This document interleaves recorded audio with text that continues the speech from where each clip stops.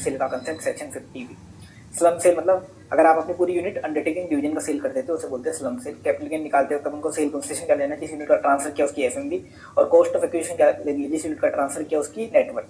अब एफएमवी कैसे निकालोगे, दो एफएमवी निकालनी है, एफएमवी 1 और एफएमवी 2, और इन दोनों का हायर लेना है। एफएमवी 1 क्या होता है, उस यूनिट का ग्रोस वैल्यूएशन। कैसे करोगे, उस यूनिट की बैलेंस शीट में अगर इमूवेबल प्रॉपर्टी आ रही है उसकी ले लो स्टैट्यूटरी वैल्यू, शेयर सिक्योरिटी आ रही है फेयर मार्केट वैल्यू, ज्वेलरी वगैरह आ रहे हैं तो ओपन मार्केट वैल्यू, बाकी एसेट्स की ले लो बुक वैल्यू।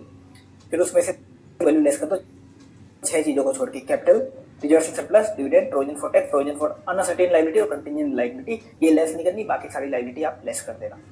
एफएमवी 2 क्या होता है, उस यूनिट को बेचने से जो भी आपको मिला वो ले लेना।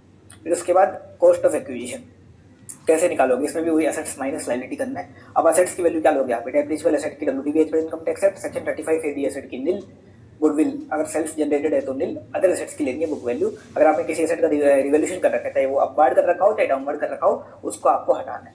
यहाँ सारी लायबिलिटी लेस हो जाएगी कैपिटल को छोड़ के, कैपिटल और रिजर्व्स को छोड़ के बाकी सारी लायबिलिटी यहाँ लेस हो जाएगी। फिर अपन ने देखा सेक्शन 9B 45(4), अगर पार्टनरशिप फर्म का डिसोल्यूशन या रिकंस्ट्रक्शन होता है, फर्म क्या करती है, अपने असेट्स पार्टनर्स को बांटती है।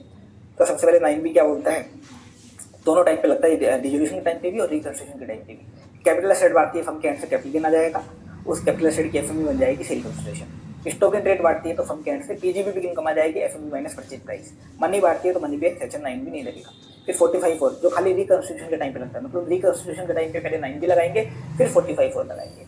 और पार्टनरशिप फर्म क्या बांट रही है, कैपिटल एसेट और मनी बांट रही है।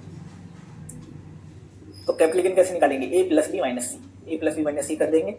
ए प्लस बी क्या है, उसकी एफएमवी ले लो माइनस सी, कैपिटल बैलेंस आपको लेस करना है। कैपिटल बैलेंस आपको गिवन वाला लेस नहीं करना, आपको कैलकुलेट करना है। कैसे कैलकुलेट करना है, पहले अकाउंटिंग गेन निकालना है, जो भी एसेट पार्टनर को दिए गए उनका आप अकाउंटिंग गेन निकालो नेट ऑफ टैक्स, और उस अकाउंटिंग गेन को पार्टनर से बांट दो, कैपिटल बैलेंस हो जाएगा चेंज, और वो कैपिटल बैलेंस आपको लेस करना है। अब जो कैपिटल गेन आया वो क्या है, बाकी एसेट्स का जिनकी आपने वैल्यू बढ़ाई है। किस रेशियो में बांटो, उनमें इंक्रीज अमाउंट के रेशियो में बांट दो, और बाकी एसेट का नेचर देख लो, वही नेचर होगा उस कैपिटल गेन का। जब आप बाकी एसेट को फ्यूचर में सेल करोगे तो जितना कैपिटल गेन अभी टैक्सेबल हो गया, बाकी एसेट की सेल अमाउंट में से उतना बाद में आप लेस कर सकते हो। ये अपन ने देखा था, इसमें इसका पूरा डिटेल एग्जांपल भी किया था। फिर अपन ने देखा था एक एडवांस मनी फॉरफिट का कंसेप्ट। अगर आपने एडवांस मनी फॉरफिट किएगा 1 अप्रैल 14 से पहले किए तो कॉस्ट ऑफ एक्विजिशन में से कम कर देना जब आप उस एसेट को सेल करोगे।